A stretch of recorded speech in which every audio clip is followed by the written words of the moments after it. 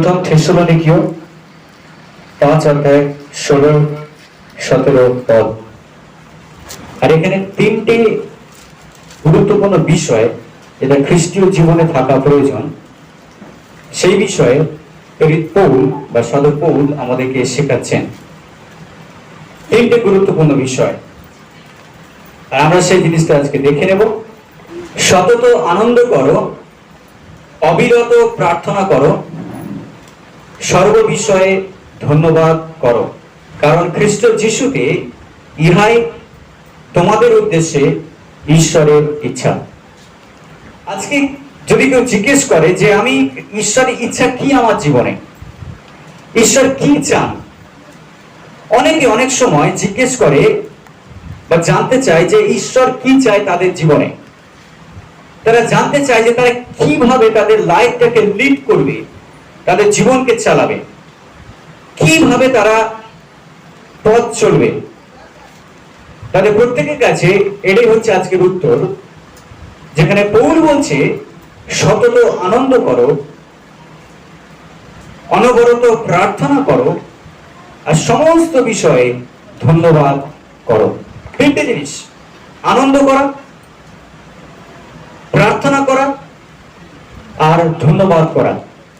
যদি আজকে আপনি মনে করেন যে আপনি যিশুতে আছেন, যদি আমরা আজকে যিশুতে থাকি, তাহলে ঈশ্বরের ইচ্ছা আমাদের জন্য যেন আমরা সবসময় আনন্দ করি, আর যেন অনবরত প্রার্থনা করি, আর সবসময় সমস্ত বিষয়ের জন্য যেন ধন্যবাদ করি। যদি আমরা না জানি যে কি চান ঈশ্বর আমাদের জীবনে, যদি আমরা না জানি যে আমার কাজ কি এই পৃথিবীতে, তাহলে আমি বলবো এটাই আপনার কাজ এই পৃথিবীতে, যেন আপনি প্রভু যিশুতে আনন্দ করেন এবং অনবরত যেন প্রার্থনা করেন, আর সব সময় যেন ধন্যবাদ করেন। এই তিনটে জিনিস খ্রিস্টীয় জীবনে থাকা খুবই প্রয়োজন। এই তিনটের মধ্যে একটাও আমাদের জীবন থেকে যেন মিস না যায়। এই তিনটেই যেন আমাদের জীবনে সব সময় থাকে, তবেই খ্রিস্টীয় জীবন পূর্ণ হবে। কেন প্রেরিত পৌল থেসলোনিকীয় বিশ্বাসীদেরকে বলছে তোমরা সবসময় আনন্দ করো এবং অনবরত প্রার্থনা করো, আর সব বিষয়ে তোমরা ধন্যবাদ করো? কারণ থেসলোনিকীয় বিশ্বাসীরা অত্যাচারের মধ্য দিয়ে যাচ্ছিল, পারসিকিউশনের ভিতর দিয়ে তারা যাচ্ছিল, তাদের বিরুদ্ধে অনেক অপোজিশন তৈরি হয়েছিল। আর খ্রিস্ট বিশ্বাসীরা তারা জানতো না যে কিভাবে ঈশ্বরে আনন্দ করতে হয়, কারণ দুঃখ তাদেরকে ঘিরে ফেলেছিল। আজকে আমি বলতে চাই, অত্যাচার বা তাড়না শুধু তখন ছিল না, অত্যাচার বা তাড়না এখনো আছে খ্রিস্ট বিশ্বাসীদের বিরুদ্ধে। আজকের এই সকালে আমি যখন মোবাইল খুললাম, একটা নিউজ দেখলাম বা একটা ভিডিও দেখলাম, যেখানে দক্ষিণ ভারতের কোনো একটা জায়গায় দুজন প্রচারক যারা প্রচার করছিল, তারা পালক বা পাস্টার, কাঁধে ব্যাগ নিয়ে, হাতে সুসমাচারের হ্যান্ডবিল নিয়ে তারা প্রচার করছিল। কিন্তু কিছু দল এসে, একটা দল যুবক ছেলেরা এসে তাদেরকে প্রচন্ড মারধর করতে শুরু করে, শুধু চড় থাপ্পড় মারতে শুরু করে তাদেরকে। কোনো কথা তারা শুনতে চায় না। কেন? কারণ তারা সুসমাচার প্রচার করছে, যিশুর নামের জন্য তারা নিন্দিত হচ্ছে, আর তাদের বিরুদ্ধে সেই সমস্ত লোকরা বাজে বাজে কথা বলছে এবং তাদেরকে মারধর করছে। আর এই তাড়না, আমি বলতে চাই, শুধু আজকের হচ্ছে না বা তখন হতো না, প্রত্যেক দিন এবং প্রতিনিয়ত খ্রিস্ট বিশ্বাসীদের বিরুদ্ধে কিন্তু তাড়না চলছে, অত্যাচার চলছে। ঠিক একই সমস্যা থেসলোনিকীয় বিশ্বাসীরা ফেস করেছিল। আমাদের দেশের কিছু কিছু জায়গায় খ্রিস্ট বিশ্বাসীদের উপর অত্যাচার এত বেশি পরিমাণে হয়েছে যে সেগুলো কথায়ও ভাষায়ও বর্ণনা করা যায় না। উদাহরণস্বরূপ মণিপুরে খ্রিস্টানদের উপরে অত্যাচার প্রচন্ড পরিমাণে হয়েছে এবং এখনো সেই অত্যাচার চলছে। আর আমরা যখন এই ঘটনার দিকে তাকাই, একটা জিনিস আমরা জানি যে এই তাড়না কখনো শেষ হবে না। এই অত্যাচার খ্রিস্ট বিশ্বাসীদের বিরুদ্ধে কখনো শেষ হবে না, কারণ শয়তান তার কাজকে আরো জোরের সঙ্গে চালাচ্ছে যেন খ্রিস্ট বিশ্বাসীদেরকে সে থামাতে পারে। আর সেই জন্য সেই কঠিন পরিস্থিতির মধ্যে বিশ্বাসীরা কি করবে? পৌল তাদেরকে উত্তর দিচ্ছেন তোমরা সব সময় আনন্দ করো, কারণ অত্যাচার আসবে, তাড়না আসবে, দুঃখ আসবে, পরিস্থিতি খারাপ হবে। কিন্তু খ্রিস্ট বিশ্বাসীরা কি পরিস্থিতির সঙ্গে বয়ে যাচ্ছে? না, খ্রিস্ট বিশ্বাসীরা পরিস্থিতির সঙ্গে চলছে না, খ্রিস্ট বিশ্বাসীরা চলছে ঈশ্বরের উপরে দৃষ্টি রেখে। পরিস্থিতি খারাপ হবে, সিচুয়েশন খারাপ হবে, কিন্তু আমাদের বিশ্বাস সবসময় ঈশ্বরের উপরে যেন থাকে। সময় বদলে যাবে, সময় চেঞ্জ হবে, আমাদের উপরেও তাড়না আসতে পারে, আমাদের উপরেও অত্যাচার আসতে পারে, আমরা আমাদের বিশ্বাসের জন্য গালি খেতে পারি, আমরা আমাদের বিশ্বাসের জন্য অনেক সময় অত্যাচার ফেস করতে পারি। কিন্তু তাই বলে কি তাড়না অত্যাচার আমাদেরকে সবসময় নিচু করে রাখবে? না। তাড়না অত্যাচার আমাদের মুখকে সবসময় গম্ভীর করে রাখবে? না। আমি বলতে চাই, ঈশ্বর আমাদেরকে আনন্দ করবার জন্য ডেকেছেন, দুঃখ করবার জন্য ডাকেননি। হালেলুয়া। খ্রিস্ট যিশুতে আমাদের জন্য শুধুমাত্র আনন্দ রয়েছে, দুঃখ নেই। প্রভু যীশু খ্রিস্ট বলছেন, জগতে তোমাদের দুঃখ হবে, কিন্তু তোমাদের দুঃখ আনন্দে পরিণত হবে। হালেলুয়া। কারণ আমাদের দুঃখকে আনন্দে পরিণত করেন স্বয়ং ঈশ্বর। আমরা যখন দুঃখ করি তখন ঈশ্বরের আনন্দ আমাদের মধ্যে নেমে আসে। আমাদের দুঃখের মাঝখানে ঈশ্বর তার আনন্দকে আমাদেরকে দিতে চান। কারণ আমাদের আনন্দের উৎস জগৎ নয়, আমাদের আনন্দের উৎস হচ্ছেন স্বয়ং ঈশ্বর। হালেলুয়া। আনন্দের উৎস বা আনন্দের সোর্স এই জগৎ নয়, জগতের বিষয় নয়। আমাদের আনন্দের সোর্স স্বয়ং স্বর্গ থেকে, ঈশ্বর থেকে আমাদের আনন্দ। আর সেই জন্য সেই আনন্দ কখনো শেষ হবে না। খ্রিস্টীয় বিশ্বাসীদের আনন্দ কখনো শেষ হয় না। আজকে জেনে নিন যে আপনার দুঃখ, আপনার কষ্ট, আমাদের সিচুয়েশন চিরস্থায়ী নয়। সেই সমস্ত সিচুয়েশনের উপরে ঈশ্বর আমাদেরকে আনন্দ দিতে চলেছেন। হালেলুয়া। এমন কোন পরিস্থিতি নেই যে খ্রিস্টীয় সন্তানদের মুখকে সবসময় গ্লুমি বা আমাদের মুখকে সবসময় নিচু করে রাখবে। ঈশ্বর যাদেরকে তোলেন, কে তাদেরকে নিচু করতে পারে? ঈশ্বর যাদেরকে আনন্দ দেন, কে তাদেরকে দুঃখ দিতে পারে? ঈশ্বর যাদেরকে বেছে নেন, কে তাদেরকে ত্যাগ করতে পারে? ঈশ্বর যাদেরকে ধরেন, কেউ তাদেরকে ছাড়তে পারে না। হালেলুয়া। যখন ঈশ্বর আমাদের সঙ্গে আছেন, তিনি আমাদেরকে আনন্দ দেবেন, আর আমাদের আনন্দ ঈশ্বর থেকে। আমেন। যদি আজকের আমরা যীশু খ্রিস্টে থাকি, আমি বলতে চাই যীশু খ্রিস্ট হচ্ছেন আমাদের আনন্দ, তিনি হচ্ছেন আমাদের শান্তি, তিনি হচ্ছেন আমাদের আশা, তিনি আমাদের ভরসা। আর সেই জন্য পৌল বলছে, তোমরা সতত আনন্দ করো। দুঃখের সময় যদি আপনি জগতের দিকে তাকান, কষ্টের সময় যদি আপনি পরিস্থিতির দিকে তাকান, তাহলে আপনি দুঃখিত হবেন। সেই দুঃখ আপনাকে ছাড়বে না, সেই কষ্ট আপনাকে ছাড়বে না। কিন্তু যিশু বলছেন, তোমরা আমার দিকে তাকাও, জগতের দিকে তাকিও না। হালেলুয়া। আমাদের সামনে একজন মুক্তিদাতা আছেন, যিনি স্বয়ং নিজে দুঃখ পেলেও তিনি আনন্দের সাথে ক্রুশকে বহন করেছিলেন। আর বাইবেলের কথা বলছে, তার সামনে থাকা সেই আনন্দের দিকে তাকিয়ে, তার সামনে থাকা সেই পরিপূর্ণতার দিকে তাকিয়ে, তার সামনে থাকা সেই মুক্তি উদ্ধারের দিকে তাকিয়ে তিনি আনন্দের সহিত আমাদের ক্রুশ অর্থাৎ আমাদের পাপকে তিনি নিজের উপরে বহন করেছেন। আর তিনি ক্রুশের উপরে মৃত্যুবরণ করেছেন আনন্দের সাথে, দুঃখ করতে করতে নয়। হালেলুয়া। আমি বলতে চাই, প্রত্যেকটা খ্রিস্ট বিশ্বাসী যারা খ্রিস্টের অনুসারী, তাদের জীবনেও একই আনন্দ থাকবে যে আনন্দ যীশু খ্রিস্টের মধ্যে ছিল। একই আনন্দ আমাদেরকে চালাবে, একই আনন্দ আমাদেরকে ধরে রাখবে, একই আনন্দ আমাদেরকে উৎসাহিত করবে, দুঃখের মধ্যে উপচে পড়তে দেবে, কষ্টের মধ্যে আমাদেরকে আশা লাভ করতে দেবে। কারণ সেই আনন্দ ঈশ্বর থেকে আসে, সেই আনন্দের স্রোত কখনো শেষ হয় না। হালেলুয়া। আমি বলতে চাই, যে স্রোত ঈশ্বর তৈরি করেন, সেই স্রোত কখনো শুকনো হয় না, শুকিয়ে যায় না বা শেষ হয় না। হালেলুয়া। যখন ঝর্ণা নামে, যখন স্রোত হয়, সেই স্রোত চিরস্থায়ী, বইতে থাকে, বইতে থাকে, বইতে থাকে। কারণ তার উৎস হচ্ছেন সেই পর্বত, তার উৎস হচ্ছে সেই পর্বতের শিরে জমে থাকা তুষার। সেই তুষার গলে যাবে না, যতক্ষণ সেই তুষার থাকবে। তুষার আবার তৈরি হবে, যেটা গলে জল পরিণত হচ্ছে সেটা আবার তুষারে পরিণত হবে। স্রোত কখনো শেষ হবে না। গ্রীষ্ম, বর্ষা, সব সময় সেই স্রোত বইতে থাকবে। ঠিক তেমনই ঈশ্বর হচ্ছেন আমাদের আনন্দের স্রোত। ঈশ্বর হচ্ছেন আমাদের আনন্দের স্রোত। তিনি আপনার আনন্দকে চিরস্থায়ী করবেন। হালেলুয়া। জগৎ আপনার আনন্দকে কেড়ে নিতে পারবে না, জগৎ আপনার সুখকে কেড়ে নিতে পারবে না, জগৎ আপনার উৎসাহকে কেড়ে নিতে পারবে না। এত আনন্দ, এত উৎসাহ খ্রিস্ট বিশ্বাসীদের মধ্যে আসে কোথা থেকে? আসে স্বয়ং ঈশ্বর থেকে, যিনি আকাশ আর পৃথিবী রচনা করেছেন। হালেলুয়া। আচ্ছা, বলতে চাই সেই আনন্দ আমাদেরকে ধরে রাখবে, সেই আনন্দ আমাদেরকে ধরে রাখবে। লোকে আমাদের প্রতি যেরকম ব্যবহার করুক না কেন, লোকে আমাদেরকে যাই বলুক না কেন, সমাজ আমাদেরকে যেরকম চোখে দেখুক না কেন, আমরা যিশুতে আছি মানে আমাদের ভিতরে ঈশ্বরের আনন্দ সব সময় রয়েছে। হালেলুয়া। আজকের আমাদেরকে শিখতে হবে কি করে ঈশ্বরের মধ্যে আনন্দ করতে হয়। ও বাইবেলে এরকম অনেক উদাহরণ দেওয়া রয়েছে যেখানে ঈশ্বরের সন্তানরা অনেক আনন্দ করেছে। আমি বলতে চাই আমরা কন্টিনিউয়াস একটা স্পিরিচুয়াল ব্যাটেলের মধ্যে রয়েছি, একটা আত্মিক যুদ্ধের মধ্যে রয়েছি। আর সেই আত্মিক যুদ্ধে আমাদেরকে জানতে হবে কি করে ঈশ্বরের আনন্দকে আমাদের ভিতরে নিতে হয়। হালেলুয়া।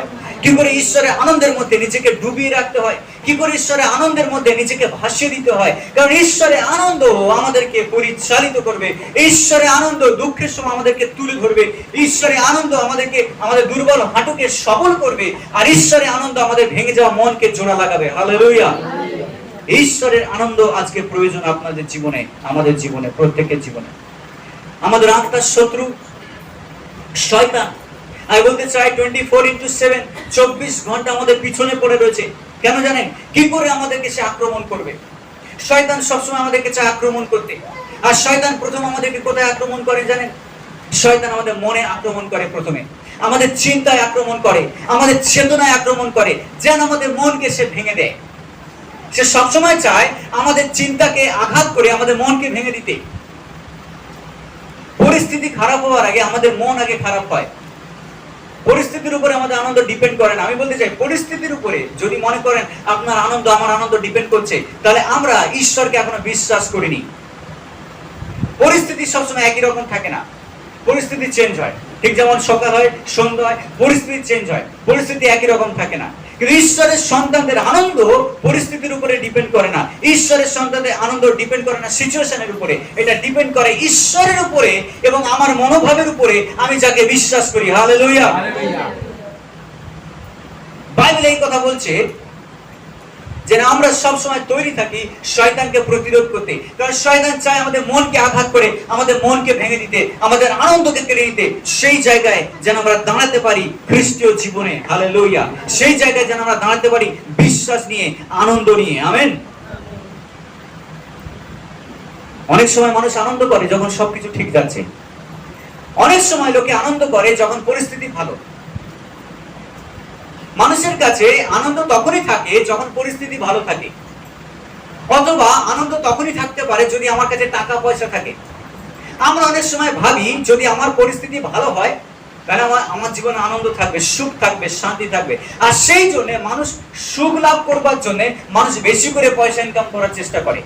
মানুষ ভাবে যে পয়সার মধ্যে আছে সুখ, পয়সার মধ্যে আছে আনন্দ, ভালো পরিস্থিতির মধ্যে আছে আনন্দ, ভালো জিনিস লাভ করার মধ্যে আছে আনন্দ। আমি বলতে চাই ভালো জিনিস লাভ করার মধ্যে আনন্দ আছে, পয়সা ইনকামের মধ্যেও আনন্দ আছে, কিন্তু সেই আনন্দ ক্ষণস্থায়ী আনন্দ।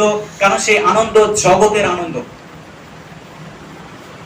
যে আনন্দ যিশু আমাদেরকে দিতে চান, ঠিক যেমন তিনি বলছেন আমি শান্তি তোমাদেরকে দিয়ে যাচ্ছি, যে শান্তি জগৎ দিতে পারে না, ঠিক একই রকম যিশু আমাদেরকে যে আনন্দ দেন সে আনন্দ জগতের আনন্দ নয়, যেটা টাকা পয়সা অথবা ধন দৌলত অথবা ভালো চাকরি অথবা ভালো বাড়ি অথবা ভালো সম্মান থেকে পাওয়া যায়। সেই আনন্দ শুধুমাত্র যিশু থেকে পাওয়া যায়। সেটা পরিস্থিতির উপর ডিপেন্ড করে না, যিশু খ্রিস্টের উপর ডিপেন্ড করে এবং আমি তাকে কতটা বিশ্বাস করি তার উপরে নির্ভর করে। হালেলুয়া। আজকের আমার আপনার যিশুর উপরে একচিত্ত একনিষ্ঠ বিশ্বাস আমাদেরকে ঈশ্বরের আনন্দে পূর্ণ করে দেবে। হালেলুয়া। লোকে অনেক সময় খ্রিস্টানদেরকে জিজ্ঞেস করে তুমি কি করে এত আনন্দ করছো, কি হয়েছে, তুমি কি লটারি পেয়েছো, কি হয়েছে তোমার জীবনে, তুমি কি ভালো চাকরি পেয়েছো। হ্যাঁ, অনেক সময় লোকে ভাবে যদি আমি লটারি 50 টাকার টিকিটকে যদি আমি 1 লাখ টাকা পাই অথবা 1 কোটি টাকা পাই তাহলে আনন্দ পাবো, তাই না? সেই জন্য অনেকে লটারি দোকানে ভিড় করে দাঁড়ায়। অনেকে ভাবে যদি আমি একটা ভালো চাকরি পাই সেটা আমার জীবনের সব থেকে বড় আনন্দ। কিন্তু আমি বলতে চাই এই সমস্ত কিছু জগতে, এই সমস্ত কিছু জগতে, যা জগতের অর্থাৎ যা এই পৃথিবীর, তা ক্ষণস্থায়ী। যেটা আপনাকে মনে হচ্ছে সুখ দিচ্ছে সেটাই আপনাকে সব থেকে বেশি দুঃখ দেবে। মনে এটা গেঁথে রাখুন, যেটা মনে হচ্ছে এই পৃথিবীর জিনিস আপনাকে বেশি সুখ দিচ্ছে, একটুখানি পান করা আমাকে সুখ দিচ্ছে, সেটাই সব থেকে বেশি দুঃখ দেবে আমাকে। একটুখানি আনন্দ করা, একটু মজা করা আমাকে সুখ দিচ্ছে, সেটাই সব থেকে বেশি দুঃখ দেবে আমাকে। এই জগতে একটা ভালো চাকরি পাওয়া আমাকে ভালো সুখ দিয়েছে, সেটা একদিন আপনাকে দুঃখ দেবে। যদি আমরা আমাদের হৃদয় এই সমস্ত কিছুর উপরে রাখি, তবে আমরা ব্যর্থ হব। ঈশ্বরের শান্তি কখনো আমরা লাভ করতে পারবো না, ঈশ্বরের আনন্দ কখনো আমরা লাভ করতে পারবো না। কারণ ঈশ্বরের আনন্দ আসে স্বয়ং ঈশ্বর থেকে, যেটা আমাদের হৃদয় মনকে প্রভু যীশু খ্রিস্টতে ধরে রাখে। হালেলুয়া। আমি বলতে চাই, সেই জন্য এখানে পৌল বলছে যে তোমরা সতত আনন্দ করো। অনেক সময় আমরা ভুলে যাই আনন্দ করতে ঈশ্বরে। অনেক সময় আমরা ভুলে যাই আনন্দ করতে। আমরা ভাবি যে আমার পরিস্থিতি খারাপ, আমি আনন্দ করতে পারছি না, আমার দ্বারা হবে না, আমার জীবনে হয়তো কখনো সুখ লাভ করতে পারবো না। কিন্তু আমি বলতে চাই, এটা শুধুমাত্র মনের ধারণা, এটা শুধুমাত্র আমাদের মনের পরিস্থিতি। গত সপ্তাহে আমরা শিখেছি যে মনের নূতনীকরণ আমাদের প্রয়োজন। এইখানেই মনের নূতনীকরণ আমাদের প্রয়োজন। আমাদেরকে নতুন করে চিন্তা করতে হবে যে আমি কার সন্তান? আমি রাজাধিরাজ, প্রভুদের প্রভু, একমাত্র ঈশ্বরের সন্তান, যিনি আকাশ আর পৃথিবী রচনা করেছেন। হালেলুয়া। ও আপনি গরিব হতে পারেন, আমরা গরিব হতে পারি, কিন্তু আমি বলতে চাই খ্রিস্ট যিশুতে আমরা ধনী। হালেলুয়া। আমাদের কাছে হয়তো অনেক লাখো লাখো টাকা নেই, কিন্তু আমাদের কাছে লাখো লাখো আশীর্বাদ আছে ঈশ্বরের। আমি বলতে চাই, কারণ আমরা সেই ঈশ্বরের সন্তান, যিনি শুধুমাত্র আমাদেরকে পৃথিবীতে বানাননি, গোটা বিশ্ব ব্রহ্মাণ্ডকে যিনি পরিচালিত করছেন। আমরা সেই রাজার সন্তান। তিনি শুধুমাত্র 1 লাখ টাকার মালিক নয়, তিনি বিশ্ব ব্রহ্মাণ্ডের মালিক। যদি আমরা তার সন্তান হই, আমি বলতে চাই আমাদের আনন্দের কারণ আছে। হালেলুয়া। আমাদের আনন্দের কারণ আছে। যেখানে দুঃখ সেখানেই আমাদের আনন্দ, যেখানে হতাশা সেখানেই আমাদের আশা, যেখানে লোকে বলে হবে না সেখানে আমরা আশা ধরে বসে থাকি হতেই হবে। হালেলুয়া। আজ আমি বলতে চাই, যীশু খ্রিস্ট যা ছিলেন তিনি আজও তাই আছেন, তার কোনো পরিবর্তন নেই। আমাদের ঈশ্বর, তিনি যদি আনন্দের উৎস হন, তিনি যদি অপরিবর্তনীয় হন, তাহলে আমাদের জীবনে আনন্দ 100% থাকা প্রয়োজন। হালেলুয়া। গীত সংহিতা 43-এর গীত তার 4 পদ এই কথা বলছে, আমাদের পরম আনন্দজনক ঈশ্বর। ঈশ্বরকে বলা হচ্ছে আমাদের পরম আনন্দজনক, তিনি পরম আনন্দ আমাদেরকে প্রদান করেন। গীত সংহিতা 43-4 সেখানে ঈশ্বরকে পরম আনন্দের ঈশ্বর বলা হয়েছে। শুধু তাই নয়, তারপরে গীত সংহিতায় আবারও বলা হয়েছে, তোমরা আনন্দ সহকারে তার প্রাঙ্গণে আসো, তোমরা আনন্দ সহকারে তার মন্দিরে প্রবেশ করো। কারণ ঈশ্বরের উপস্থিতিতে ঈশ্বরের সন্তানরা দুঃখ করে না, ঈশ্বরের উপস্থিতিতে ঈশ্বরের সন্তানরা আনন্দ করে। হালেলুয়া। যখন নহিমীয় ইসরায়েল জাতির লোকদেরকে নিয়ে এসেছিল এবং ইসরায়েল জেরুসালেমের প্রাচীর যখন নির্মাণের জন্য সে মনস্থির করেছিল, আর সেখানে যখন প্রাচীর নির্মাণ করা হয়, যখন প্রাচীর নির্মাণ করা হয় আর সেখানে যখন লোকরা আসে, তখন কি করেছিল? তারা কেঁদেছিল, তারা কাঁদতে শুরু করেছিল। যখন নিয়মের পুস্তক পড়ায়, ঈশ্বরা যখন নিয়মের পুস্তক পড়ে, তারা হাউ হাউ করে কাঁদতে শুরু করে। তখন তারা বলেছিল, তোমরা কেঁদো না, অদ্য সদাপ্রভুর উদ্দেশ্যে পবিত্র দিন, এই দিন পবিত্র দিন, ঈশ্বরের উদ্দেশ্যে তোমরা কেঁদো না, তোমরা আনন্দ করো। তারপর নহিমীয়তে লেখা হয়েছে, সদাপ্রভুতে যে আনন্দ তাহাই তোমাদের বল। হালেলুয়া। সদাপ্রভুতে যে আনন্দ তাহাই তোমাদের বল। আমি বলতে চাই, খ্রিস্টীয় বিশ্বাসীরা যদি দুর্বলতা অনুভব করে, আমি দুর্বল, আমি পাচ্ছি না, আমার দ্বারা হবে না, আমি বলতে চাই আপনি দুর্বল, কারণ আপনি আনন্দ করতে শেখেননি এখনো পর্যন্ত। কারণ আমাদের দুর্বলতার আসল টনিক লুকিয়ে রয়েছে আনন্দের মধ্যে। হালেলুয়া। বাইবেল এই কথা বলছে, ভালো বাক্য মনকে প্রফুল্ল করে, খারাপ কথা মনকে ভেঙে দেয়। আমি বলতে চাই, ঈশ্বরের বাক্য সবসময় ভালো বাক্য, তার প্রতিজ্ঞা সবসময় ভালো প্রতিজ্ঞা। আর তিনি যখন আমাদেরকে তার বাক্য দিয়েছেন, তার প্রতিজ্ঞা দিয়েছেন, তার মানে তিনি আমাদেরকে আনন্দ দিতে চাইছেন আর বলছেন, তোমরা আনন্দ করো, তোমরা আনন্দে উল্লসিত হও এবং ঈশ্বরের প্রশংসা করো। হালেলুয়া। শুধু তাই নয়, প্রভু যীশু যখন পৃথিবীতে ছিলেন, তিনি যখন হাই প্রিস্টলি প্রার্থনা করছিলেন, যখন মহাযাজকের প্রার্থনা যখন 17-13 পদে, সেখানে তিনি বলছেন, আর জগতে এই সকল কথা, হে পিতা, জগতে এই সকল কথা আমি তাদেরকে বলেছি, যেন তারা আমার আনন্দ নিজেদের মধ্যে সম্পূর্ণ রূপে পায়। হালেলুয়া। যীশু খ্রিস্ট বলছেন, আমি আমার শিষ্যদেরকে এই কথা বলেছি যেন আমার আনন্দ তাদের মধ্যে সম্পূর্ণ রূপে থাকে। খ্রিস্টের আনন্দ আমাদের জন্য যেন সম্পূর্ণ রূপে থাকে, অর্ধেক নয়, তৃতীয়াংশ নয়, চতুর্থাংশ নয়, যেন সম্পূর্ণ রূপে আমাদের মধ্যে খ্রিস্টের আনন্দ বর্তমান বিদ্যমান থাকে। হালেলুয়া। যীশু খ্রিস্টের আনন্দ আজকের আমাদের জীবনে প্রয়োজন। আমেন। আনন্দ যখন পরিস্থিতির উপরে নির্ভর করে না, আনন্দ যখন পরিস্থিতির উপরে নির্ভর করে না, তখন যে কোনো পরিস্থিতিতে আনন্দ করা সম্ভব। যে কোনো পরিস্থিতিতে আনন্দ করা সম্ভব। মনে পড়ে যখন পৌল এবং শীল জেলে বন্দী ছিল, পৌল এবং শীল জেলে বন্দী ছিল, আর তারা প্রার্থনা করছিল। প্রার্থনা করতে করতে তারা হঠাৎ গান করতে শুরু করলো, ঈশ্বরের প্রশংসা করতে শুরু করলো, আর আনন্দ করতে শুরু করলো। কি পরিস্থিতির মধ্যে তারা ছিল? কোন পরিস্থিতির মধ্যে তারা ছিল? জেলের মধ্যে কেউ আনন্দ করতে পারে না? আনন্দ করতে পারে না। তাদের পায়ে কাঠ দিয়ে বাঁধা ছিল, কড়ি কাঠ দিয়ে বাঁধা ছিল, তাদের হাতে পায়ে শিকল ছিল, তাদেরকে বসিয়ে রেখেছিল সেখানে, সে অন্ধকার কুঠুরিতে তাদেরকে মারধর করেছিল, তাদেরকে বেত্রাঘাত করেছিল, উলঙ্গ করে তাদেরকে মেরেছিল, রক্ত ঝরছে, ক্ষত হয়েছে। সেই পরিস্থিতির মধ্যে তারা জেলের মধ্যে বসে কি করছিল? ঈশ্বরের প্রশংসা গান করছিল আর আনন্দ করছিল। আর তার ফলস্বরূপ তাদের আনন্দের কারণে জেলের ভিত্তি পর্যন্ত নড়ে গিয়েছিল, আর যে দারোয়ান ছিল, দারোয়ানের পরিবার উদ্ধার অর্থাৎ পরিত্রাণ লাভ করেছিল। হালেলুয়া। আমি বলতে চাই, যখন আমি প্রভুতে আনন্দ করি, সামথিং হ্যাপেন্স, কিছু না কিছু ঘটনা ঘটে।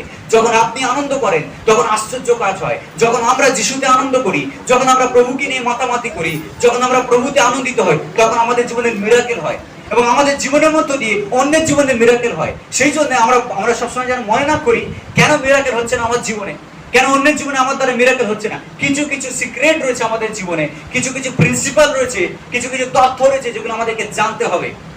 তার দ্বারা মিরাকেল আমাদের জীবনে হয়, আশ্চর্য কাজ আমাদের জীবনে হয়, তার দ্বারা আমাদের জীবনে অসম্ভব কিছু ঘটে। আর সেটা হচ্ছে প্রভু যিশুতে আনন্দ করা। হালেলুয়া। আনন্দ করা, আমাদেরকে আনন্দ করতে হবে ঈশ্বরে, তবে আশ্চর্য কাজ আমাদের জীবনে হবে।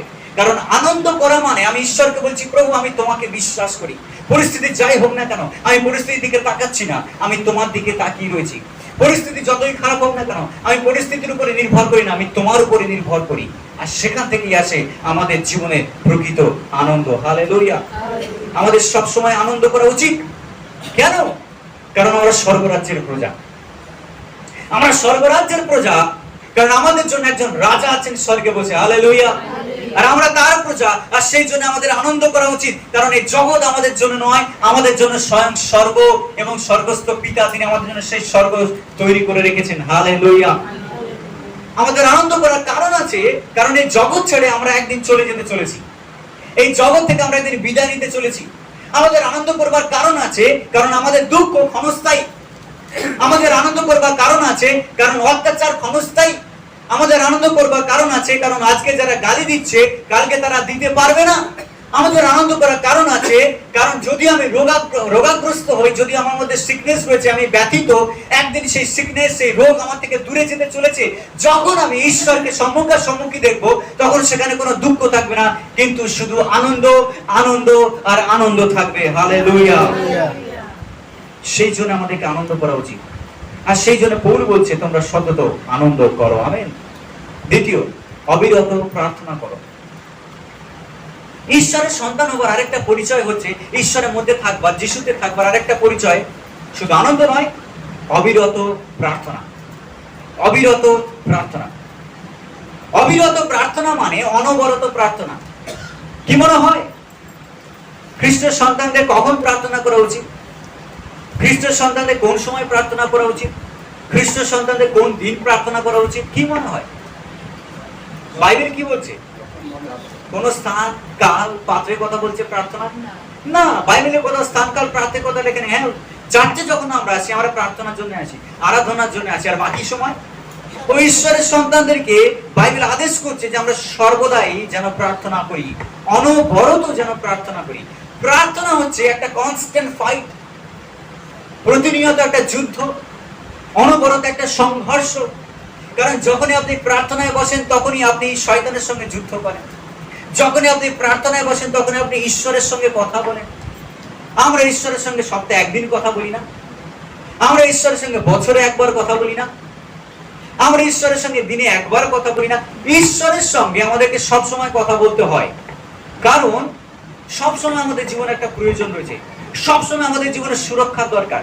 প্রতিনিয়ত আমাদের একটা প্রোটেকশন দরকার ঈশ্বর থেকে। সেই জন্য প্রতিনিয়ত আমরা ঈশ্বরের সঙ্গে কথা বলি। হালেলুয়া। তোমরা অনবরত প্রার্থনা করো। প্রার্থনা ঠিক তেমনই যেমন মানুষ মানুষের সঙ্গে কথা বলে, যেখানে 4-5 জন এক হয়, কথার আর শেষ নেই, কথা বলেই যাচ্ছে, তাদের সভা আর শেষ হয় না, তাদের মিটিং আর পুরায় না, কথা বলে যাচ্ছে। মানুষ মানুষের সঙ্গে যখন কোনো বন্ধুর সঙ্গে, দোস্তের সঙ্গে যখন দেখা হয়, কত কথা, কত গল্প, তাই না, কত আলোচনা। মানুষ মানুষের সঙ্গে যেমন কথা বলে, আমরা ঈশ্বরের সঙ্গে ঠিক তেমনই কন্টিনিউয়াস কথা বলতে থাকি। আর সেই কথা বলার সারা জীবন, সারা দিন অনবরত ঈশ্বরের সঙ্গে আমরা কথা বলতে থাকি, আর সেটা হচ্ছে প্রার্থনা। হালেলুয়া। আর বাইবেলের কথা বলছে তোমরা অনবরত, অবিরত প্রার্থনা করো।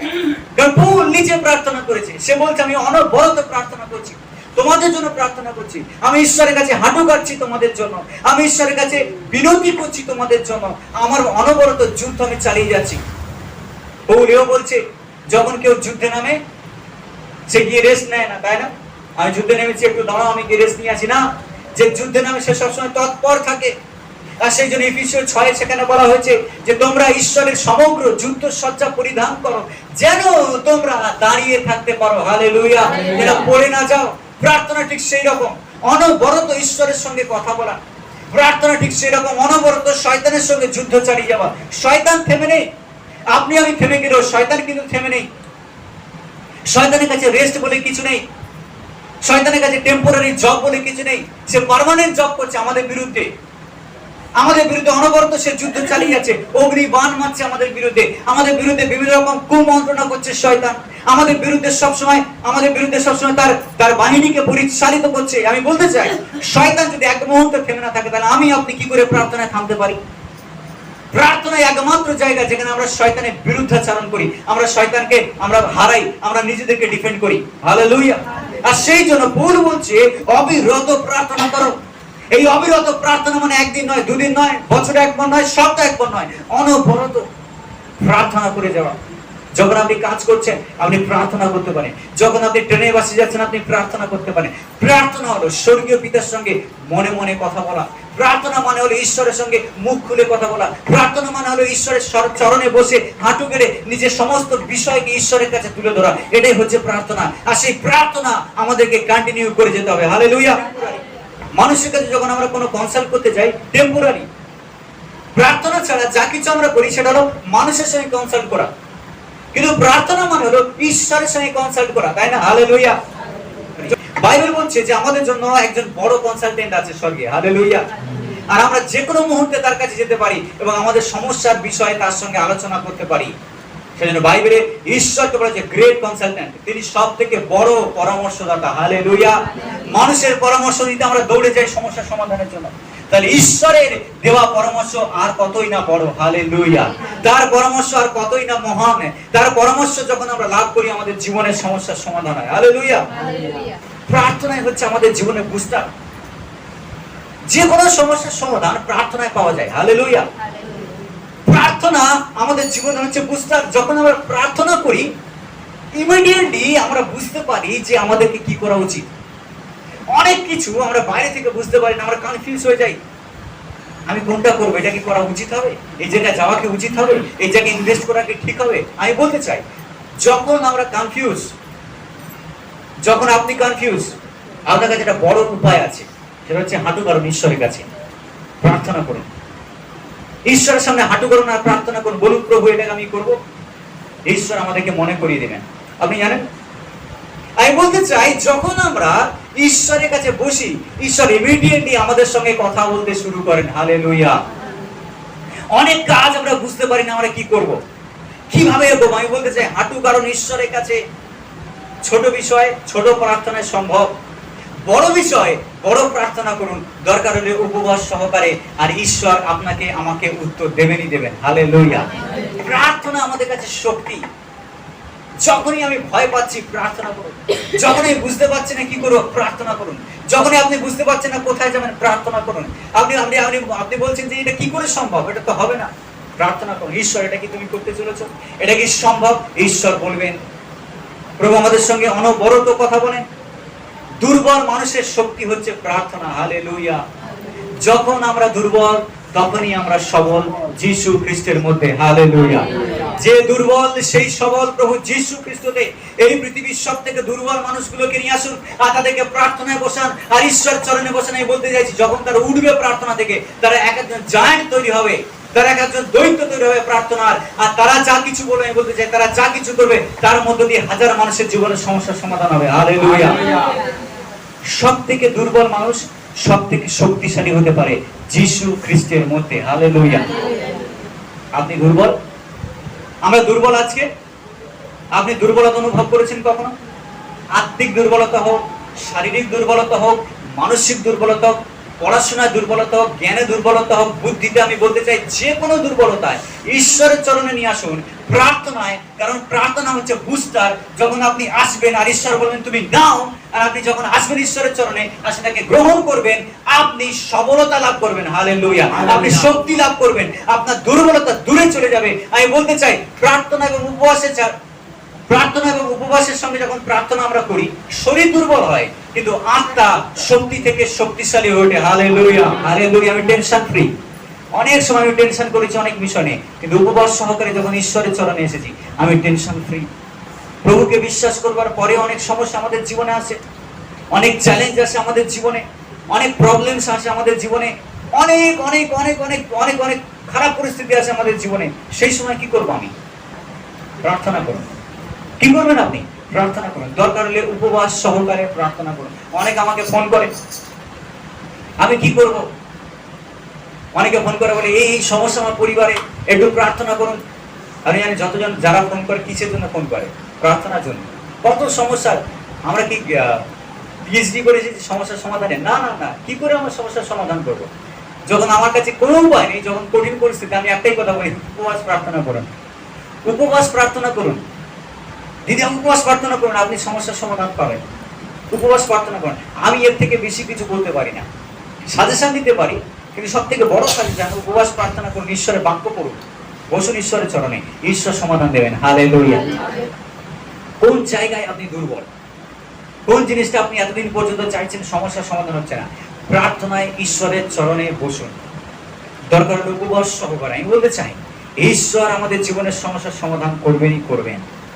ঈশ্বর পথ খুলে দেবেন, বন্ধ দরজা খুলে যাবে, না হওয়া কাজ হবে। যা কিছু আমার দ্বারা সম্ভব হচ্ছে না সেটাই ঈশ্বর করে দেখাবেন। কারণ আমি ঈশ্বরের চরণে উপবাস সহকারে প্রার্থনায় বসেছি। আর বাইবেলে যীশু খ্রিস্ট বলেছেন, উপবাস প্রার্থনা এমন একটা মহৎ পাওয়ার যার দ্বারা শয়তানও কেঁপে ওঠে আর লেজ গুটিয়ে পালিয়ে যায়। হালেলুয়া। বাইবেল স্বয়ং এই কথা বলছে।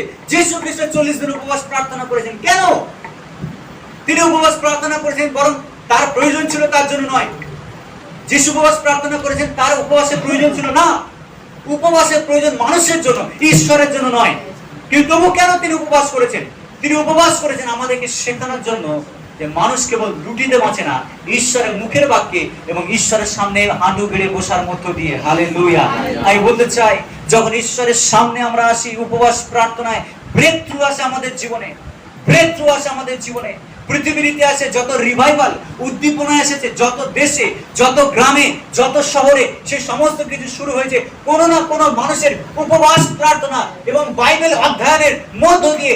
ঈশ্বরের হাতে তারা নিজেদেরকে দিয়ে দিয়েছে আর ঈশ্বর তাদেরকে মাইটিলি শক্তির সঙ্গে ব্যবহার করেছেন, দেশকেও পরিবর্তন করেছেন। হালেলুয়া। 3 নম্বর বিষয়, লাস্ট, সর্ব বিষয়ে ধন্যবাদ করো। সর্ব বিষয়ে ধন্যবাদ করো। একটা বিষয় নয়, দুটো বিষয় নয়, কিন্তু সর্ব বিষয়ে কি করো? ধন্যবাদ করো। খ্রিস্ট যিশুতে ঈশ্বরের আমাদের জন্য আরেক ইচ্ছা হলো সব সময় ধন্যবাদ করা, সর্ব বিষয়ের জন্য ধন্যবাদ করা। আজকের আপনি বলছেন আমি কি করে ধন্যবাদ করব? ধন্যবাদ দেওয়ার মতো আমার কাছে কিছু নেই। ধন্যবাদ দেওয়ার মতো আমাদের কাছে কিছু নেই। আপনি বলুন তো, ইয়োবের কাছে কি ছিল ধন্যবাদ দেবার মতো? ইয়োবের কাছে প্রথম সবকিছু ছিল ধন্যবাদ দেওয়ার মতো। ধন সম্পত্তি, মান মর্যাদা, খ্যাতি, ভালোবাসা, বন্ধুত্ব, বন্ধু, তাই না, অর্থ, ধনী লোক সে ছিল, হ্যান্ডসাম, দেখতে ভালো, সমস্ত কিছু তার কাছে ছিল ধন্যবাদ দেওয়ার জন্য। সেই ঈশ্বরকে ধন্যবাদ দিয়েছে। কিন্তু এমন একটা পরিস্থিতি আসলো তার জীবনে, যখন ঈশ্বর তাকে, যেখানে তার সব কিছু ছিল, সেখান থেকে টেনে তাকে নামিয়ে নিয়ে এসেছেন, যেখানে সব কিছু সে হারিয়ে ফেলেছে। তার স্ত্রী বলছে ঈশ্বরকে অভিশাপ দিয়ে তুমি মারা যাও, বন্ধুরা বলছে এটা তোমার পাপের কারণে তুমি শাস্তি পাচ্ছ। তাকে ঘর থেকে টেনে ছায়ের গাদায় বাইরে বের করে দেওয়া হয়েছে, আর সেখানে বসে সে তার গা খুঁজলাত, আর সেখানে বসে সে বলছে ঈশ্বর দিয়েছেন, ঈশ্বর নিয়েছেন, ধন্য ঈশ্বর, হালেলুয়া। আমি বলতে চাই ইয়োবের কাছে সবকিছু ছিল ধন্যবাদ দেওয়ার জন্য, ঈশ্বরকে ধন্যবাদ দিয়েছে। তার পরবর্তী ক্ষেত্রে তার কাছে কিছুই ছিল না ধন্যবাদ দেওয়ার মতো, তবুও সে ঈশ্বরকে ধন্যবাদ দিয়েছে। আর সে বলছে যদিও আমার এই দেহ চলে যায়, যদি আমার সমস্ত কিছু নষ্ট হয়ে যায়, আমার এই অস্থি মজ্জাতে আমি ঈশ্বরকে দেখব, হালেলুয়া। সে বলছে যতটুকু পড়ে থাকবে ততটুকু দিয়ে আমি আমার ঈশ্বরকে দেখব আর তার ধন্যবাদ দেব, হালেলুয়া। আমি বলতে চাই ধন্যবাদ দেওয়া আমাদের পরিস্থিতির উপরেও নির্ভর করে না, ধন্যবাদ দেওয়া নির্ভর করে আমি ঈশ্বরকে কতটা জানি, আমি ঈশ্বরকে কতটা চিনেছি, আমি ঈশ্বরকে কতটা ভালোবাসি, তার উপরে নির্ভর করে ধন্যবাদ দেওয়া, হালেলুয়া। যিনি আমাকে খেতে দিয়েছেন, যিনি আমাকে পড়তে দিয়েছেন, যিনি আমাকে পৃথিবীতে নিয়ে এসেছেন, যিনি আমাকে আলো দিয়েছেন, যিনি আমাকে পরিবার দিয়েছেন, আমি তাকে ধন্যবাদ না দিয়ে কি করে থাকতে পারি? যিনি আমাকে সুন্দর প্রভাত দিয়েছেন, আমি তাকে ধন্যবাদ না দিয়ে কি করে থাকতে পারি? ধন্যবাদ যে আমি এই কাজ শুরু করতে পেরেছি, ধন্যবাদ যে আমি এই কাজটাকে শেষ করতে পেরেছি, ধন্যবাদ যে ঈশ্বর আমাকে ভালোবেসেছেন, ধন্যবাদ যে আমার সমস্ত পাপকে যিশু ক্রুশের উপরে তুলে নিয়েছেন, ধন্যবাদ যে আমি নরকে যাওয়ার যোগ্য ছিলাম, আগুনে পোড়ার যোগ্য ছিলাম, সেখানে যিশু আমার জন্য নরক ভোগ করেছেন ক্রুশের উপরে আর আমাকে উদ্ধার দিয়েছেন। ধন্যবাদ যে আমার যিশু আজ জীবিত আছেন, ধন্যবাদ যে তিনি আবার আমাকে নিতে এসেছেন, আসবেন, ধন্যবাদ যে তিনি শয়তানকে পরাজিত করেছেন, ধন্যবাদ যে আমি ঈশ্বরকে আজকে চিনতে পেরেছি, ধন্যবাদ আমি তার সন্তান হওয়ার অধিকার পেয়েছি। আর কিছু জন্য ধন্যবাদ আমরা দিতে পারি? যদি আমরা জীবনের দিকে তাকাই, বিশ্বাসীদের জীবনের সবকিছুই ধন্যবাদের জন্য, হালেলুয়া। ইয়োব বলছে উলঙ্গ আমি এসেছি, উলঙ্গ আমি ফিরবো, যিনি দিয়েছেন তিনি নিয়েছেন, ধন্য ঈশ্বরের নাম, হালেলুয়া। এনেছেন আপনি কিছু এই পৃথিবীর বুকে? অনেকে বলে এ তো আমি তৈরি করেছি, অনেকে বলে না আমার হাতের কাজ, অনেকের দাবি আমি ছাড়া হতো না, এটা শুধুমাত্র আমার গতিতেই হয়েছে। ইয়োব বলছে না না না, আমরা উলঙ্গ এসেছি, পৃথিবীতে আমরা কিছুই নিয়ে আসিনি, অথচ যা কিছু পেয়েছি সবই তার থেকে, তিনি দিয়েছেন। যদি তিনি নিয়েও নেন তবুও তিনি ধন্যবাদ পাওয়ার যোগ্য, হালেলুয়া। অনেক বিশ্বাসীরা তারা বলে আমি ধন্যবাদ দিতে পারছি না, ধন্যবাদ দেওয়ার মতো কিছু নেই, ঈশ্বর আমাকে কিছুই করেননি, আমি এত প্রার্থনা করলাম ঈশ্বর উত্তর দিল না। আমি বলতে চাই প্রিয় বিশ্বাসী, আমাদের ধন্যবাদ উত্তর পাবার উপরে নির্ভর করে না, আমাদের ধন্যবাদ নির্ভর করে আমি যাকে চিনি সেই ঈশ্বরকে আমি কতটা ভালোবাসি তার উপরে। সেই জন্য থিসলনিকীয় বিশ্বাসীদেরকে প্রেরিত পৌল বলছেন তোমরা অনবরত ধন্যবাদ সর্ববিষয়ের জন্য ধন্যবাদ করো, যখন তোমাদের উপর অত্যাচার আসে ধন্যবাদ করো, যদি তোমার এক পরিবারের একজন সদস্যকে তুমি হারিয়ে ফেলো ধন্যবাদ করো, যদি তোমার জীবনে তাড়না আসে ধন্যবাদ, যদি একদিন খাওয়া না হয় ধন্যবাদ করো ঈশ্বরকে। আমি বলতে চাই ধন্যবাদ দেওয়াটা একটা বড় ক্যারেক্টার খ্রিস্টীয় জীবনে, যে ধন্যবাদ দেয় এই পৃথিবীর বুকে অনন্তকাল স্বর্গরাজ্যে সে ধন্যবাদই দেবে, হালেলুয়া। যে কমপ্লেন করে এই পৃথিবীতে সে স্বর্গরাজ্যে কি করে গিয়ে ধন্যবাদ দেবে ঈশ্বরকে সারা জীবন। আমি বলতে চাই যদি আমরা এই ক্ষুদ্র বিষয়ে বিশ্বস্ত না থাকি তাহলে বড় বিষয়ে কি করে বিশ্বস্ত হবো? বাইবেল এই কথা বলছে যখন আমরা ধন্যবাদ দিতে থাকি ক্ষুদ্র ক্ষুদ্র বিষয়ে আমার জীবনের সমস্ত পরিস্থিতিতে ঈশ্বর বড় বড় বিষয় আমাদেরকে দিতে শুরু করেন, যেন সেই বড় বড় জিনিস লাভ করার পরেও ঈশ্বরকে ভুলে না গিয়ে কন্টিনিউ অনবরত তাকে আমরা ধন্যবাদ দিতে থাকি, হালেলুয়া। একটা জিনিস শয়তান পছন্দ করে না, সেটা হচ্ছে ঈশ্বরকে ধন্যবাদ দেওয়া। আপনি জানেন কেন শয়তান আমাদেরকে অ্যাটাক করে, কেন শয়তান মানসিকভাবে আমাদেরকে বিগড়ে দেয়? যেন আমি ঈশ্বরকে ধন্যবাদ না দিই, ধন্যবাদের জায়গাটাকে সে বন্ধ করে দিতে চায়। কারণ এটাই শয়তানের পরিকল্পনা ছিল শুরু থেকে, সে চেয়েছিল ধন্যবাদ মানুষের থেকে নিজে নিতে, ঈশ্বরকে যেন সে না দেয়। এটা ছিল শয়তানের পরিকল্পনা। শয়তান সমস্ত ধন্যবাদ নিজে নিতে চেয়েছিল, সমস্ত আরাধনা নিজে নিতে চেয়েছিল। আর শয়তান সেই জন্য পছন্দ করে না যখন কোনো বিশ্বাসী ঈশ্বরের সামনে এসে ধন্যবাদ করে।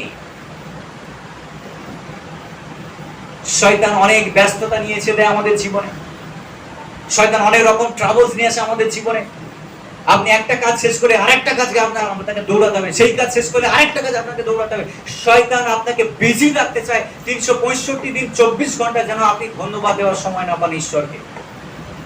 কিন্তু মনে পড়ে শদ্রক মেশক আবেদনগোর কথা, মনে পড়ে দানিয়েলের কথা। যদিও রাজার আদেশ জারি হয়েছে, তাদেরকে নত হতে হবে, সবাই ব্যস্ত সেই মূর্তিকে আরাধনা করার জন্য। শদ্রক মেশক আবেদনগো বলছে, হয়ে রাজা, ওহে রাজা মশাই, আমরা সমস্ত আদেশ পালন করতে তৈরি, কিন্তু আপনার এই আদেশকে পালন করতে তৈরি নয়, কারণ আমরা শুধুমাত্র ঈশ্বরকে আরাধনা দিতে পারি। আর সেই পরিস্থিতির মাঝখানে দাঁড়িয়েও শদ্রক মেশক আবেদনগো ঈশ্বরকে আরাধনা দিয়েছিল, ঈশ্বরকে ধন্যবাদ দিয়েছিল। আমি বলতে চাই, ঈশ্বর তাদের মাথাকে উঁচু রেখেছিলেন। হালেলুয়া। যখন আমরা ধন্যবাদ দিতে তৈরি থাকবো সমস্ত বিষয়, ঈশ্বর আমাদেরকে অনেক শক্তির সাথে ব্যবহার করতে শুরু করবেন। হালেলুয়া। অনেক সামর্থ্যের সাথে ব্যবহার করতে শুরু করবেন। মনে পড়ে দানিয়েলের দ্বারা পুরো সাম্রাজ্য চেঞ্জ হয়ে যায়। যারা মূর্তি, সেই বড় মূর্তির পূজা করার জন্য বড় মূর্তিকে বানানো হয়েছিল, সেই মূর্তিকে ছেড়ে দিয়ে সবাই দানের ঈশ্বরকে আরাধনা করতে শুরু করে। কেন জানেন? কারণ দানের ঈশ্বর একা দাঁড়িয়ে ছিল ঈশ্বরকে ধন্যবাদ দেওয়ার জন্য। যেহেতু সে ঈশ্বরকে ধন্যবাদ দিত, যেহেতু ঈশ্বরকে আরাধনা করত, শত্রুরা তাকে ধরে নিয়ে কোথায় ফেলে দিয়েছিল? সিংহের খালে। কিন্তু সেখানেও শয়তান তাকে শেষ করতে পারেনি। আমি বলতে চাই, ঈশ্বরের ধন্যবাদকারীদেরকে কে শেষ করবে? প্রভু যিশু বলছেন, তারা তোমার শরীরকে মারতে পারে, কিন্তু আত্মাকে কখনো মারবে না, পারবে না মারতে। তারা তোমাকে ধ্বংস করতে পারে এই শরীরে জগতে, কিন্তু তারা তোমাকে কখনো ধ্বংস করতে পারে অনন্তকালের জন্য। আমি বলতে চাই, ঈশ্বর যাকে মনোনীত করেছেন সেই পৃথিবীতে যেমন ধন্যবাদ দেবে, শরীরে থাকা অবস্থায়, শরীরে না থাকলেও স্বর্গে গিয়ে ঈশ্বরকে ধন্যবাদ দেবে। হালেলুয়া। আমরা শরীরে থাকি অথবা আমরা স্বর্গে থাকি, আমরা সব সময় ঈশ্বরের ধন্যবাদ করতে থাকবো। কারণ ধন্যবাদ দেওয়ার জন্য ঈশ্বর আমাদেরকে জন্ম দিয়েছেন, ঈশ্বর আমাদেরকে সৃষ্টি করেছেন, আর সেই ধন্যবাদ অনন্তকাল কন্টিনিউ আমরা তাকে দিতে থাকবো। হালেলুয়া। পরিস্থিতি যতই খারাপ হোক না কেন, ধন্যবাদ দিতে থাকুন, ঈশ্বরকে ধন্যবাদ দিতে থাকুন। যদি আজকে 10 টাকা ইনকাম হয়, ধন্যবাদ, থ্যাংক ইউ লর্ড 10 টাকার জন্য। 100 টাকা যদি ইনকাম হয়, ধন্যবাদ ঈশ্বরকে, প্রভু তোমাকে ধন্যবাদ। যদি আজকে কাজটা হয়, ধন্যবাদ। যদি আজকে কাজটা না হয়, তবুও ধন্যবাদ। আমি বলতে চাই, যেখানে ধন্যবাদ দেওয়া হয়, ধন্যবাদ যেখানে তৈরি হয়, সেখানে গর্ব অহংকার কখনো তৈরি হয় না। যে মাটিতে ধন্যবাদ তৈরি হয়, সেই মাটিতে কখনো হিংসা তৈরি হয় না। যে মাটিতে ধন্যবাদ তৈরি হয়, সেই মাটিতে অহংকার জন্ম নেয় না। ধন্যবাদ দেওয়া ঈশ্বরের সন্তানদের একটা ক্যারেক্টার, একটা চরিত্র। যেখানে ধন্যবাদ আসে, সেখানে ঈশ্বর থেকে আশীর্বাদ নেমে আসে। ধন্যবাদ এমন একটা জায়গা যেখানে ঈশ্বরের পরিস্থিতি তৈরি করে দেয়, একটা পরিবেশ তৈরি করে, যেখানে ঈশ্বরের উপস্থিতি নেমে আসে এবং আমাদেরকে পূর্ণ করে। হালেলুয়া। ধন্যবাদ। সেই জন্য প্রভু বলছে, সতত সর্ববিষয়ের জন্য তোমরা ধন্যবাদ করো। ধন্যবাদ জানানো মানে ঈশ্বরকে বলা, প্রভু আমি তোমাকে বিশ্বাস করি। পরিস্থিতি যতই কঠিন হোক না কেন, আজকে হয়তো আমি ট্রাভেলসের মধ্য দিয়ে যাচ্ছি, আজকে হয়তো আমার রোগ আছে, আজকে হয়তো আমি খুব খারাপ অবস্থার মধ্যে রয়েছি, কিন্তু আমি তোমাকে ধন্যবাদ জানাই। ধন্যবাদ দেওয়া হচ্ছে ঈশ্বরকে বলা, প্রভু আমি তোমার উপরে নির্ভর করি, আমার বিশ্বাস তোমার উপরে, আমার নির্ভরতা তোমার উপরে, আমি জানি তুমি আমার পরিস্থিতিকে নিয়ন্ত্রণ করছো। হালেলুয়া। আজকে আপনি যখন বাড়িতে ফিরে যাবেন, ধন্যবাদ দিতে শুরু করুন। এমন কোন জায়গায় যেখানে আপনি এখনো ধন্যবাদ দেন? এমন কোন বিষয়, যেগুলোর বিষয়ে আপনি এখনো ঈশ্বরকে ধন্যবাদ জানেন? কোন কোন জিনিস এখন ঈশ্বরের সামনে আমরা নিয়ে আসেনি ঈশ্বরকে ধন্যবাদ দেওয়ার জন্য? বাড়িতে ফিরে যাওয়ার পরে সেগুলো ধ্যান করুন, চিন্তা করুন, আর সেইগুলোর জন্য ঈশ্বরকে ধন্যবাদ দিন। আর বলুন, প্রভু আমি জানি তুমি নিয়ন্ত্রণ করছো, তুমি ধরে রেখেছো। হালেলুয়া। বাইবেল এই কথা বলছে যে আমরা যখন ঈশ্বরকে ধন্যবাদ দিই, তখন ঈশ্বরের গৌরব হয়। স্বর্গের দূতরাও ধন্যবাদ দিতে শুরু করে। আপনি জানেন, যখন ঈশ্বরের সন্তানরা এই পৃথিবীতে ধন্যবাদ দেয়, সেটা স্বর্গে ঈশ্বরের গৌরবের থেকে পৃথিবীতে যখন ঈশ্বরের সন্তানরা ধন্যবাদ দেয়, সেটা আরো বেশি গৌরবের, সেটা আরো বেশি সম্মানের, সেটা আরো বেশি আরাধনার। হালেলুয়া। আর সেই জন্য আসুন আমরা ধন্যবাদ দিতে শুরু করি। সব সময় যেন আমরা ঈশ্বরকে ধন্যবাদ দিই, কারণ এটাই খ্রিস্ট যিশুতে ঈশ্বরের ইচ্ছা। হালেলুয়া। আর তারপরে বলছে, আত্মাকে নির্মাণ করিও না, ভাববাণী তুচ্ছ করিয়ে না, সর্ববিষয় পরীক্ষা করো, যা ভালো তা ধরে রাখো, সর্বপ্রকার মন্দ থেকে দূরে থাকো। হালেলুয়া। আর পৌল বলছে তোমরা সতত আনন্দ করো, অবিরত প্রার্থনা করো, সর্ববিষয়ে ধন্যবাদ করো। হৃদয়ে গেঁথে নিন এই তিনটে পয়েন্ট, এই তিনটে বিষয় যেন আমরা সবসময় আনন্দ করি, অনবরত প্রার্থনা করি, আর সব সময় সব বিষয়ের জন্য যেন কি করি? আনন্দ, প্রার্থনা, ধন্যবাদ। আনন্দ, প্রার্থনা, ধন্যবাদ, এই তিনটি বিষয় হৃদয়ে রাখুন। হালেলুয়া। ঈশ্বর আমাদেরকে আশীর্বাদ করুন। আসুন চোখ বন্ধ করুন।